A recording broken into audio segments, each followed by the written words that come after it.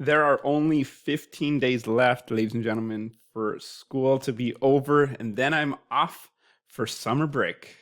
In today's video, we have a full portrait editing tutorial, and you all voted on this image.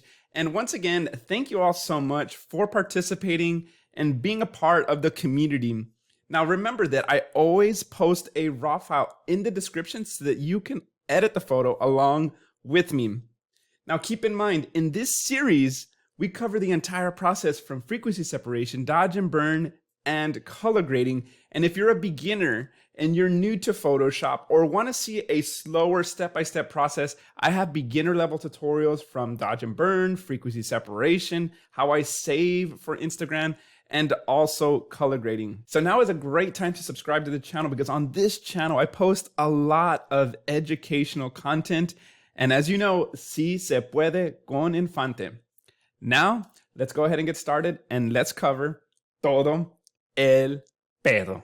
All right, the first step in this process is we're gonna use the crop tool to remove most of the softbox. I like to get my softbox nice and close, but in this case, obviously I brought it in a little bit too close. And one of the easiest ways to remove most of it is to use the crop tool, knowing that I'm gonna post it on Instagram. I'm gonna use the 4:5, 8:10 ratio. So I'm gonna click inside, and then I'm gonna use the up and down arrows on my keyboard to move pixel by pixel to get exactly what I want. So I like it right about there. I'm gonna hit enter on the keyboard.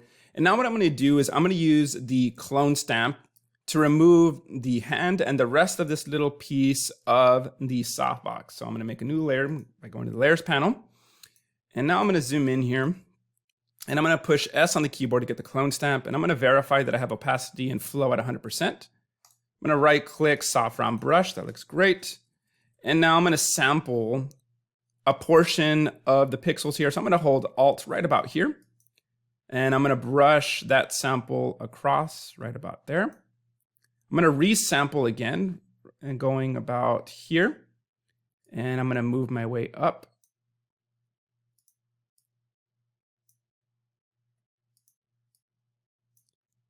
And if it's not perfect, it's okay. I'm gonna be using the patch tool in a moment to kind of even things out. So right now things might be kind of repeating. It might look a little bit off right now. That's totally fine. I'm gonna go ahead and use the patch tool in a moment to kind of fix everything. And then for this top part up here, I'm gonna just sample from this blue here. And I'm gonna go ahead and just start brushing right about there. And I'll grab a little bit of that blue and go across. Okay, so this is what I was saying. Like, yeah, maybe it's not perfect right here. That's fine. I knew that with intention of using the patch tool. So what I'm gonna do is I'm gonna merge everything. I'm gonna push Control E on the keyboard. I'm gonna push H, that's the shortcut that I set up for my patch tool. And I'm gonna select now and kind of find an area maybe right about here to kind of sample from, to kind of get it to blend in just a little bit better. Because when I was using the clone stamp, I knew, once again, that I was gonna be using the patch tool. Now the patch tool is kind of like my favorite tool after I use the clone stamp to kind of even things out. It'll kind of blend things just a little bit easier. So what we can do now is let's just take a look at the before and after real quick, just to make sure that things are looking pretty good. So I'm gonna push I'm gonna go to the history panel. So this is the before, and then this is the after. And if I zoom out, looks good. Now I am gonna also come over here. I'm gonna push H on the keyboard. And I'm gonna see if I can remove some of these little areas as well. There we go. And now we are ready for the skin retouching. So let's get started on that. So now I'm gonna go to the actions panel. I'm gonna use my action, frequency separation, dodge and burn 2021. I'm gonna go ahead and play this. And then now I just need to decide the radius. Now I know the common question that I might get is like, Eli, do this without actions and all that stuff. Like, guys, you need to understand the point of using actions is to make this process faster. I'm not going to be going in there making a frequency separation from scratch and dodge and burn. Like, that just takes way too much time. And if you're new to frequency separation, dodge and burn, I already have dedicated videos as well that cover everything. So remember that these are just intermediate tutorials. I'm trying to go through it at a pace where people understand what dodge and burn and frequency separation is. So now what I'm going to do is I'm just going to zoom in and I'm just going to verify that the texture is removed. So everything's looking good so far. I'm going to go ahead and hit OK. And now I have my assist layers. I have my dodge and burn. And then I have my frequency separation, everything color coded. So now I'm going to go into my texture layer. And the first step when I'm doing my blemish removal is to use the clone stamp, or you can use the patch tool. I know some people recommended the patch tool, so you know what? I'll use the patch tool here. And I'm on the texture layer, so now I'm just affecting the texture, and I'm just gonna remove any blemishes that I see. So you might see me throughout this process using the patch tool. I might be using the clone stamp. You can even use the spot healing brush. Use whatever tool works best for you. There's multiple ways of doing things in Photoshop. Use whatever tool or technique works best for you.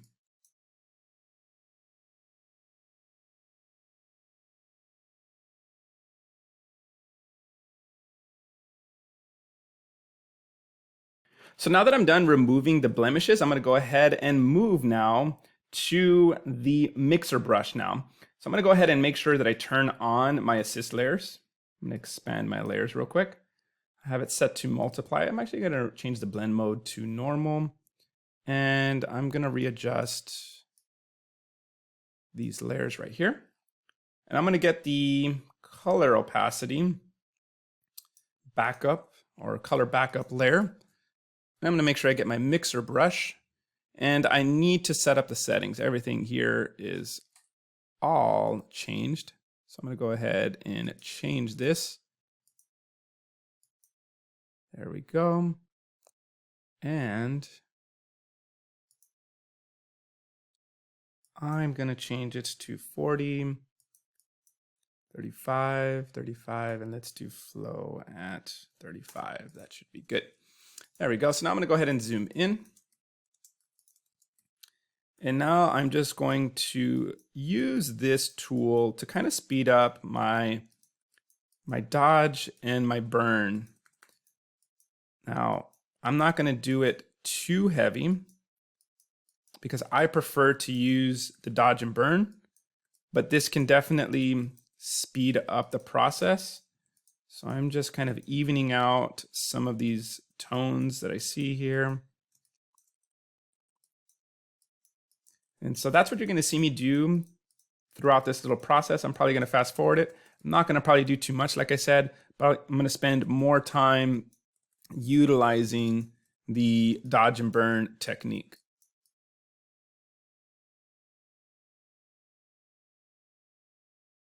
Before we get into the next step, I do want to talk about today's video sponsor, which is Skillshare. Skillshare is an online learning community for creatives where millions come together to take their next step in their creative journey. Skillshare offers thousands of inspiring classes for creative people on topics including photography, productivity, business, and more. Make great use of your downtime and check out Skillshare's online classes, which include a combination of video lessons and class projects. The class that I just finished watching was YouTube Success, Script, Shoot, and Edit with MKBHD. And what I loved about this class is that I wanted to sharpen my pre-existing skills. Like, I obviously do YouTube, but I wanted to get better, and I wanted to see how somebody, one of the best YouTubers in the industry, how does he plan out his YouTube videos? And this brought a whole new insight into how I can approach my content. And what I love about Skillshare is that you can sharpen your existing skills, whether that's graphic design, photography, video, or if you want to learn a new skill, Skillshare has fantastic educators like MKBHD, as well as hundreds more on their platform. Now is the perfect opportunity to start learning new skills. For everything Skillshare offers, it's less than $10 a month with an annual subscription. The first 1,000 people to click the link in the description will get a free trial of Skillshare Premium. All right, so that pretty much covers frequency separation. Didn't do a lot, didn't need to do much. I am gonna leave the hair. Typically I would remove the flyaways, but that's one of my favorite things about this shot is the fact that we have all that hair flowing because of the wind. I don't wanna ruin what I already captured in camera with the hair. So some of these flyaways, I'm just gonna leave them. Let's take a close-up look of frequency separation. Once again, didn't do much. I'd rather save the skin for dodge and burn. So let's go ahead and now move into dodge and burn. And now I'm going to start first with my dodge. I'm going to get the brush tool.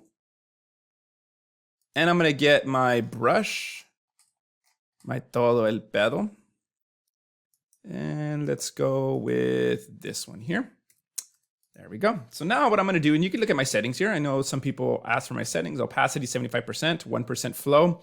I am using the tablet, very important in this process. Highly recommend it. I wouldn't be doing dodge and burn without this. Definitely speeds this up.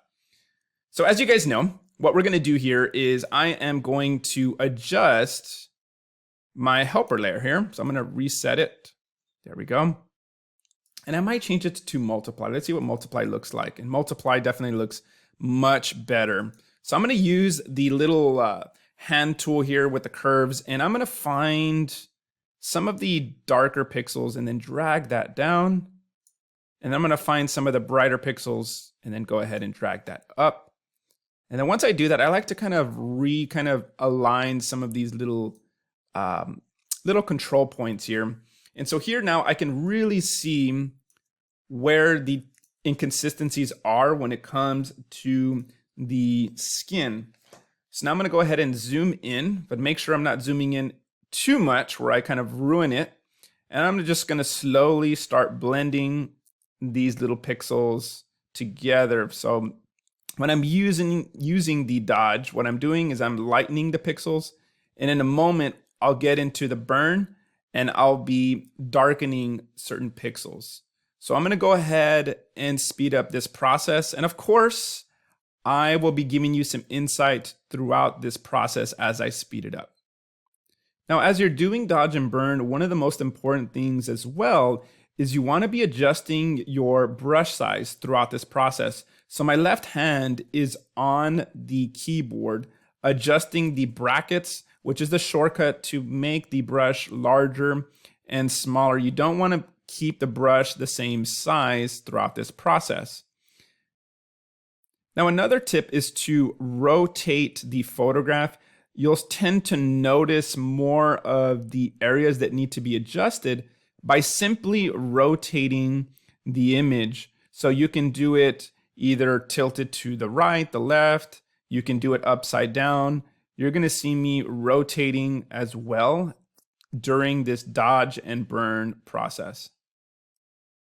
Now, when I start working with the cheekbone, this is where I tend to use a larger brush just to blend things off and just to get things to kind of match when it comes to the tonal transitions.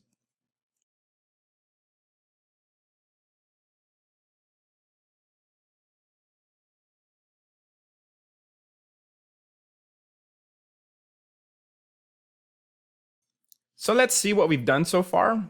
I've done the forehead a little bit with the dodge, and I've worked with the left side of the cheek there. So this is the before and then the after.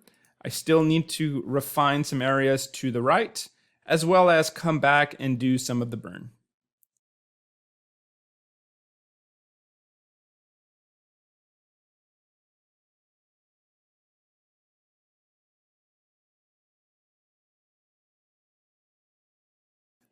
Now, it's important when you're working with an area. So here I was working with areas that were a little bit brighter.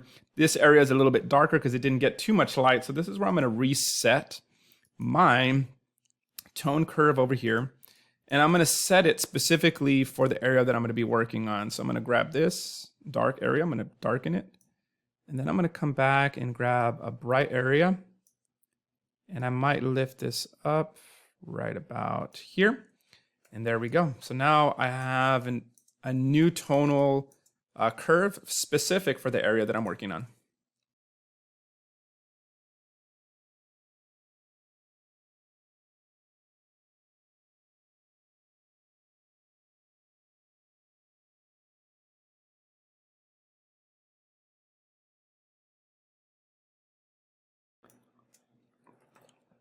Now, because the hand was closest to the light, you can see that it got a little bright. So this is where I'm going to come into my burn now. And I'm going to go ahead and zoom in. I'm just going to make this exposure come down a little bit. So I'm going to just get a bigger brush. And then darken the hand a little bit so that the hand doesn't get too much attention. Because obviously I want our attention to go towards the subject. So let me take a look at this. Let's take a look at the before and after. Yep, darkened it up just enough. Let me just zoom out. There we go. And let's actually take a look now and let's zoom in on the face. So if we take a look, this is the before and then the after. Looks good in my opinion. Now I'm going to go ahead and turn on the black and white just because the black and white allows us to see the transitions a little bit easier. So let's zoom in even more so people can see this better. There we go. So before and then the after. Now I'm going to take one last look at the dodge and burn, and then we're going to move on to the color grading.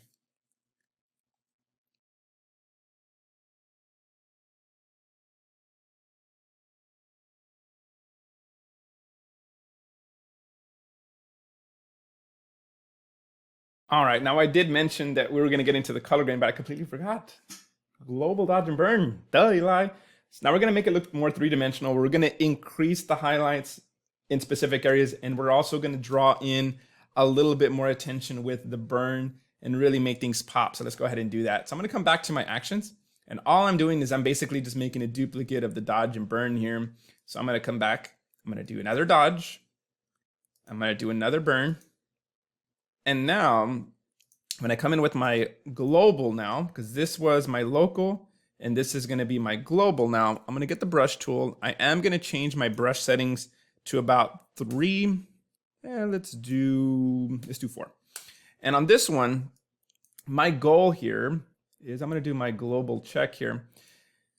Basically what I'm going to do is that this is showing me where the light hit and where I should be sculpting. So these are basically the areas that I'm going to be coming in with my global to make those areas pop. All right. So that's what I'm going to target first. I'm going to go ahead and take this off. I'm going to come back to my global and I'm going to go ahead and I'm going to make a brush and I'm going to start brushing right about here. I'm going to brush right underneath the eye, the nose, come to the chin, go right about here on the lips, and we'll brush a little bit on the lips as well. There we go. So if I take a look, if I hold Alt on the keyboard, this is my global. So if you hit the before and after, you can see how things are starting to pop a little bit right about there. Yep, real simple. Okay, and if I feel like I went too far, it's always a good idea to just bring this down. So I'm going to bring it down just for the heck of it. Let's go 85%, just in case I got too cute. Now I'm going to come into my burn. This one's going to be important. Remember we talked about flattening out the image a little bit. So if I were to take off the dodge, you'll see that it was a little bit dark here, right? So I'm going to kind of control that myself now. I'm going to go ahead and brush that in. So I'm going to start at flow 4%, 75% opacity. I'm going to start with the bigger brush right there on the edge. And then I'm going to slowly start fading off and make the brush a little bit smaller as I transition here. So just like that. I'm going to darken some of these other areas, which are opposite, right? So these areas over here on this side didn't get much light, right? Because the light, I placed it camera left. So obviously these areas to the right would be a little bit darker. And the same thing with this side of the face, it would be a little dark. There we go. And I'm going to darken up underneath the chin ever so slightly. I'm also going to darken up this side of the hand. And let's take a look at the global. So I'm actually going to merge these, or not merge them, I'm sorry. I'm going to group them. So I'm going to push Control G. And let's just take a look at what we've done so far with just the global. And you can see there how everything is popping. Now look at the cheekbone. Look at how this makes the image pop right there. Boom, boom. Let's take a look at the overall dodge and burn. So before and then the after. And once again, before and then the after. Now what I am going to do is I'm going to add another, let's do another dodge. And I'm going to increase this, the flow to 6. And I am going to come in here to the eyes. And I do want to, oops, I was on the burn. I'm going to go ahead and undo that. There we go. It's 6, burn, yep, or dodge, there we go. I'm going to lighten up the eyes a little bit. Same thing with the browns in the eyes. So I'm going to come in here, do the same thing.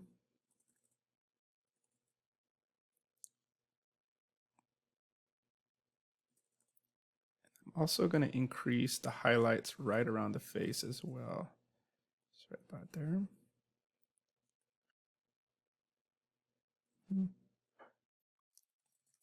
Looking good. All right, looks good. So I brightened up the eyes ever so slightly.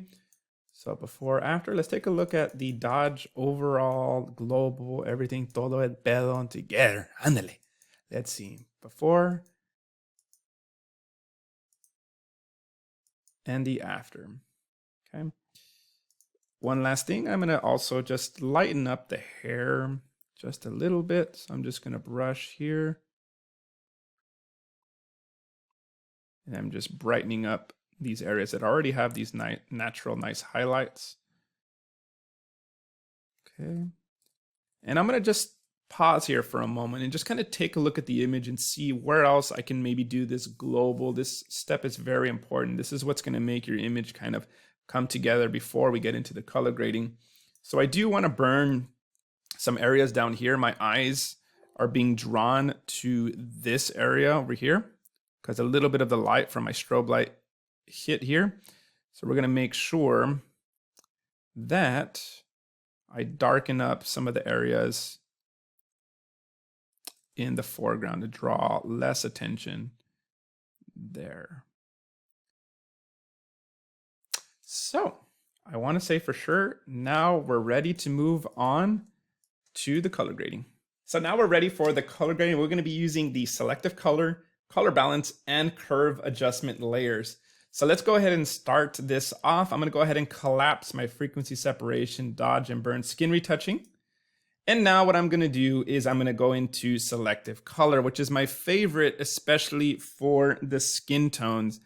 Now I already saved the numbers here. Remember that when I'm in the reds, I can increase the reds in the skin tone by dragging it to the left. So I don't like to go too far when I'm using selective color. I try to keep the numbers between -8 to +8. I try not to exceed any further than that, especially when I'm working with the skin tones. Now, a couple of tips is if your monitor is calibrated, this is going to be much easier for you to see. And I'm going to zoom in here, matter of fact, so that you guys can see these adjustments because I'm really just focused on the skin here. So very subtle adjustment. And then now I'm going to come in to the yellows and I'm going to come in here -3. And look at what happens when I drag it all the way to the left. You can see how much of those reds get into that skin tone. And if you want to know more about selective color, I do have a video dedicated to selective color. So I'm going to go ahead and I'm going to exaggerate the magentas. You can see how I'm adding that kind of magenta color into the skin tone. And like I said, I try to keep it subtle. So I'm going to go 6. And then we'll go +5 over here.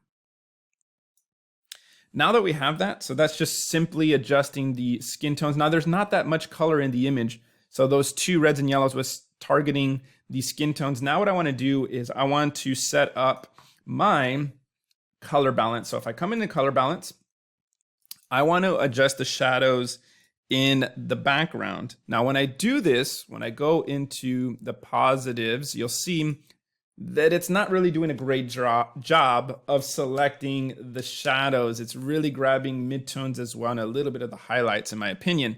So what I want to do is, yes, I'm going to exaggerate it a little bit. Let's go 24. I'm going to remove that in a moment. But I definitely want to mask out the subject, right? So what I want to do is, there's 2 ways I could do this. I can get the brush tool, set it to black to remove it from the subject, of course. Now let me go ahead and adjust these settings real quick. And let me just go to a soft round brush. Let's go 100%, 100%. So I can do it the long way of coming in here and then brushing it and removing it, right? But that's going to take real long. So what I'm going to do instead is I'm going to go to select. I'm going to go subject. Photoshop's going to do its best job to make a selection of the subject. There we go.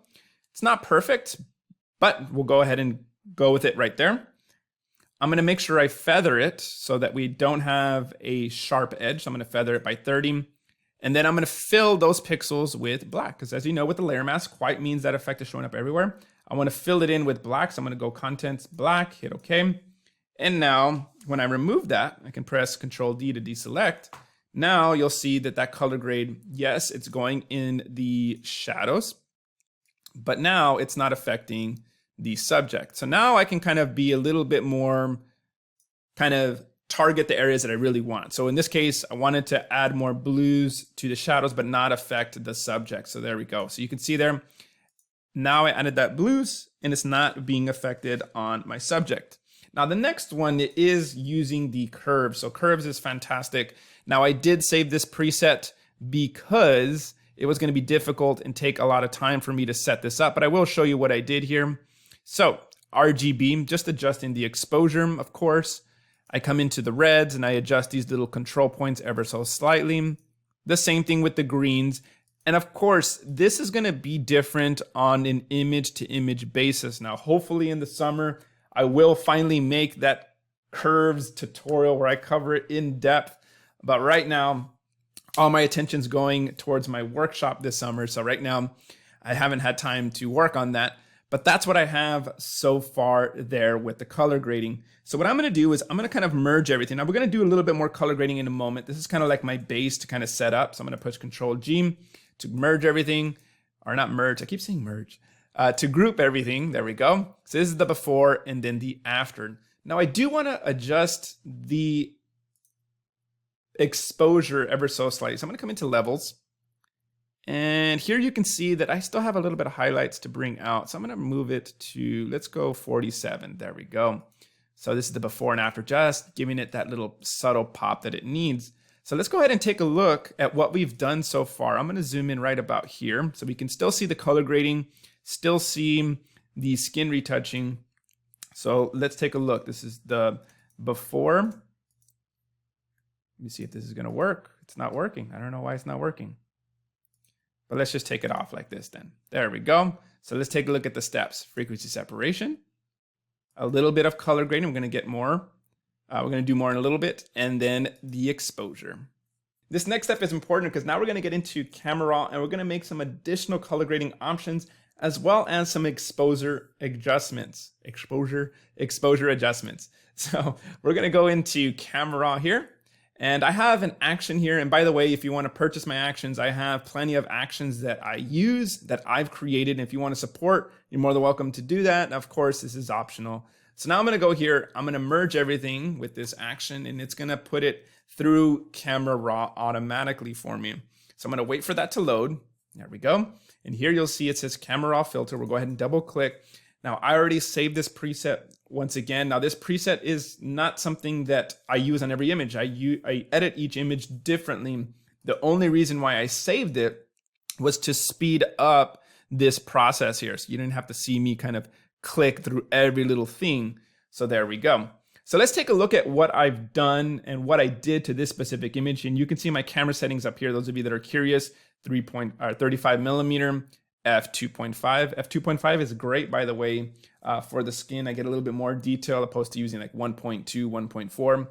So anyways, you'll see brought up the contrast a little bit, shadows, whites and blacks. And then the clarity. Clarity, I try not to go any further than 2. Doesn't look like, oh yeah, I did a little bit on the curves, that little subtle S curve. I'm not sure if I did anything with these. It looks like I did nothing. Then on the color mixer, you can see here hue. I love to adjust the reds and oranges because once again, that is going to be in my skin tone, right? So I'm going to do some further adjustments in that area. Saturation, brought up the purples a little bit and the blues, brought it down. And then the luminance, this one's going to be important, right? I want to bring back and make it a little bit more moody, these blues, right? So I want to darken. That's why I went to -10 there. Oranges, I went up +2 because that's in the skin tone. I want that skin to give it that nice glow, but I don't want to get cute and go too far like this where it looks fake. So that's why I try to keep my numbers very, very subtle, especially when I'm working with the subject. Things like the background, like the sky, yeah, I can get cute. I can push those colors, or I can make it a little bit more moody, but I want to be very careful, especially when I'm working with the skin tone. Now, when I come into the color grading, you'll see shadows, added this brown color into the shadows, and then the highlights added these blues into the highlights. A little bit of grain to the image. I'm actually going to increase it from what I previously did. I'm going to go about 9. This image feels a little bit moody. I think it could use a little bit more grain. And then, of course, we have our calibration, which is also very important, but the same kind of philosophy that I have. I go very subtle when I'm going with the colors in this area. Try to keep them to a certain range, anything from 10 or less, not increasing it over 10 and not decreasing it into -10. So that's what I did here in Camera Raw. I'm going to go ahead and hit OK, and then we'll take a look at the before and after. So if we hit the little eyeball before and then the after. Now the next step that I'm going to do is I'm going to use my gradient map tone action. Now this is one of my favorite actions. I pretty much use it on all of my images. And what you're going to see here is it just brings out the tones the way at least I like to do. So I'm going to change my opacity. Sometimes it could be a little bit too strong. I'm going to change it to about 15 here. And so before and then the after. And already this photo is already looking fantastic. We're finally getting into the final steps of this process. So before and then the after. Now, one of the other actions that I love using is my red loom. Now, I know some of you are going to say, hey, Lai, well, can you show me the whole process? Remember, this process is just, these are optional steps here. The red loom, I don't use it on all the images, but on this specific image, I did use it and I did put it at +15. Now, this is just a subtle effect. Now, those of you that are wondering like, well, hey, like how I want to, use that action.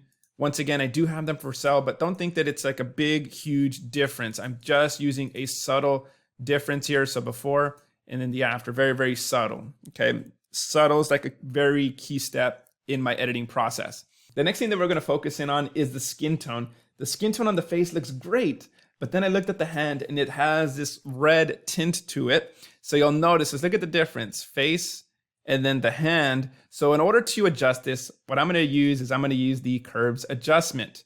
Now that I have the curves adjustment, what I want to target is the reds channel. Now, if I increase this, it's going to add more red. If I decrease this, it's going to remove the red.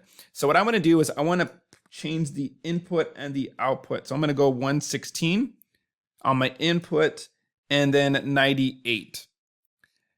Additionally, I'm going to go into the blues, and the same thing, if I increase it, it's going to add more blue. If I drag it down, it's going to do the opposite, which is yellow, which that's what we want, right? So I'm going to go input, we're going to go 132. Output, we're going to go 117. And if we look at the hand now, you'll see that the red is now removed. Now it does it to the overall image, that's fine. I'm just going to come here, I'm going to push Control-I on the keyboard, and then I'm also going to brush it in with the white brush. If you don't know how masks works, black means that effect is not showing up anywhere. And now if I brush in with white, that color grade that we did specifically for the hand, I can brush it specifically where I want. So now I have the hand color graded, and I think I can even come over here to this part of the hand as well. And I'm going to lower the opacity. Okay, I don't want it to be super strong, but I just want to tone down those reds ever so slightly. So I probably could bring it down even more. So let's go about 40. There we go. And so before and then the after, just toning down those reds in the image. Now this next step is the last kind of color grading kind of step to bring everything together. So what I'm going to do is I have in my library saved, and I found this and created this through Infinite Color. So Infinite Color, this is an optional step. Once again, you can purchase this. If you don't have it, I'm going to show you the layers anyways. So what I'm going to do is I'm going to go into the infinite color right here. It says Jessica YouTube. I'm going to drag this in. I'm going to hit OK here. And what I'm going to do is that it added this nice settings that I use using the infinite color: curve, selective color, gradient map, and color lookup. Now, one of the things that I do want to do when I do this color lookup is that I don't want this to affect the skin. So what I'm going to do is I'm going to use the mask that we made earlier, which was right over here. I'm going to hold Alt on my keyboard. This is a little trick if you didn't know this. I'm going to copy this layer mask. I'm going to hold Alt and I'm going to drag all the way to the top. I'm going to put it on my color lookup. So what you'll notice is that this color grade is only going in where the white areas are. So if I hit the before and then the after, it's adding those nice blue tones to the background. Oops, sorry about that. And then we have a gradient map, which the gradient map looks like this right here. And I'm going to adjust the opacity on this specific image. I'm going to go about 2%. And then the selective color, I'm also going to adjust this one. Oops, I messed up there too. And then this one, I'm going to change it to about, let's go about 70%. And the selective color, there's going to be a lot of settings. I'm just going to quickly go through them. Reds, yellows, cyans, and so forth. Okay. And then the last one is the curves. And if we come in here to the reds, the greens, you can see once again, it's just subtle tweaks to the color grade. Now this is going to be very different on image to image basis. And I know some of you guys are going to want to copy these settings and write them in. It's going to depend on what you're shooting. Are you shooting natural light? Are you using the strobes like I'm using? Are you going for a dramatic look? So use this as a general guideline for how you want to edit your images. Don't think because you copy these settings, you're going to get the exact color grade as me. It's not going to look the same. It's all going to be different on image to image. Okay. So on this last one, same thing with the curves. I'm also going to adjust the opacity to about 40%. You know what? Let's bring it down just a little bit more. Let's go about 30, 35. All right. So if we take a look at this, is the before, and then this is the after of the final color grade that we have to kind of finalize everything and to bring everything together. So let me zoom in just a little bit because I know some people are going to want to see it a little bit closer. There we go. So before and then the after, and then the overall before and then the after. And now we're on to the final step, which is just focused on the exposure using curves. So when I was editing this image and I looked at the background, I wanted it to be a little bit more moody. And in order to do that, I wanted to darken up the image ever so slightly. So I went into curves. I brought down the exposure down right about here. Now, one of the problems is that it does it to the overall image.